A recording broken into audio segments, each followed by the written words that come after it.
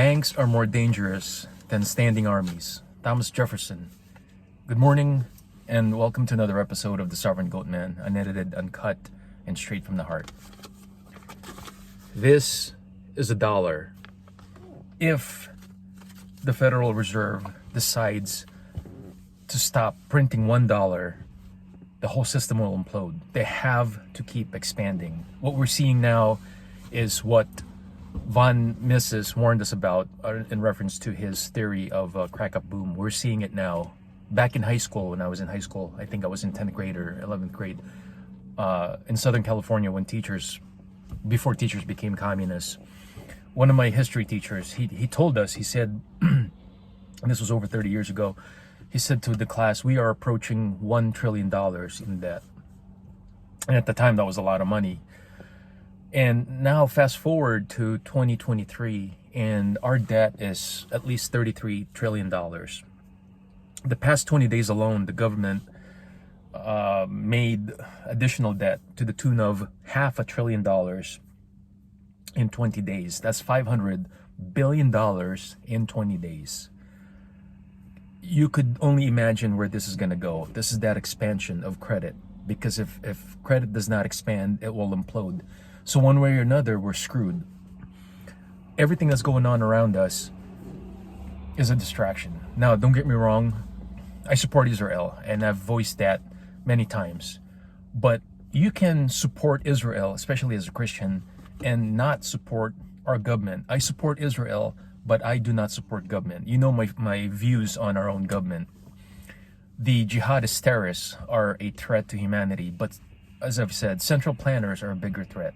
Those criminals in suit. They will continue to expand credit until it goes kaboom.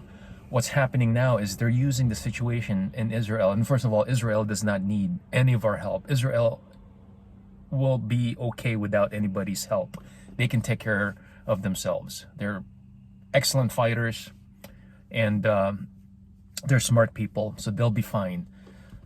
So go back just 2020, year 2020, when central planners scared the shit out of everybody into taking the jab.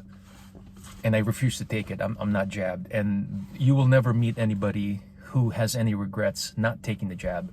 Back then I said, this is bullshit. And a lot of people said to me, you know, your conspiracy theories, blah, blah, blah, just take the jab. I was the only one at work, my previous job, who did not take it. And I even told the wife, I said, I will stand my ground, and even if they have to let me go, I will not take the jab. And thankfully, the company decided not to force the jab on people. So that's one. Ukraine, when the Russians invaded Ukraine, I said this is bullshit. And a lot of people were saying, oh, Zelensky's a hero, blah, blah, blah. He's fighting against the Russians. And again, I was right. As it turned out, more and more people are realizing now that Ukraine was used by the Democrats, not the Republicans or angels, that they use Ukraine as a money laundering tool. So that's another bullshit. Now with this situation in Israel, we are building up our military.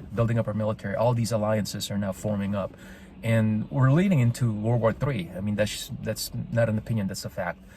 See, whenever, and again, jihadist terrorists are a threat, but the bigger threat, you have to look at the bigger picture, central planners. Whenever monetary systems fail, they take us to war, and that's what's happening right now. They're taking us to war to cover up the collapse of the monetary system that has already started, and nobody's paying attention because, again, and I always say this, look here, don't look over here. Hegelian dialectic, problem, reaction, solution. The monetary system that we're now facing, if you don't still believe me, just go to the grocery store and do some groceries, and then look back in your history and say, okay, how much did I spend for this stuff a year ago? And you'll be blown away. And people still wonder, why is everything going up? Because they don't pay attention. They don't understand. They're not educated enough to understand how criminal the monetary system is. So at any rate, everything's imploding. Everything's collapsing. It's all by design. So keep praying for Israel. Keep praying, especially for the innocent lives that will be caught in the middle, because more lives will be lost. That's not an opinion, that's a fact.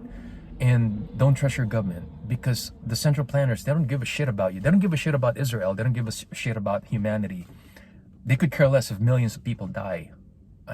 I mean, I don't know what it's gonna take for the status out there to understand that. Never trust your government.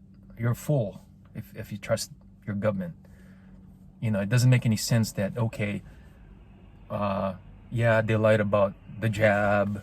Oh yeah, they lied about Ukraine, and all of a sudden you're gonna believe the narrative that they're going over to Israel to help out the Israelis. That's another thing too. Our own government, especially the Democrats, never cared about Israel. The Democrats have a history of anti-Semite and anti-Israel stance. I can go back all the way to World War II when FDR refused to accept Jewish refugees. I can go back to LBJ when he said, I want that liberty sunk, because he wanted to blame the Egyptians so he can create a new war, and that failed. And also, if you recall, just a few years ago, Obama, he gave a pallet of cash to the Iranians, and then not too long ago, WWIII, he released $6 billion to Iran. And what do you think Iran did to that money? That's right, they funded Hamas. So please wake up. You know, now's not the time to use your emotion. Now's the time to think logically and prepare for what's about to come, because things are not gonna they're not gonna improve until the new reset is ushered in. So put your head on the platter. Wait, no, that's the wrong cliche. English is only my third language. Put your head on the swivel and do a 360. This is only 180, so you'll have to go do an exorcist kind of thing to do a 360. So stay vigilant, stay free. Most important of all, stay free, because we're running out of freedoms. And with that, I am the Sovereign Goat Man.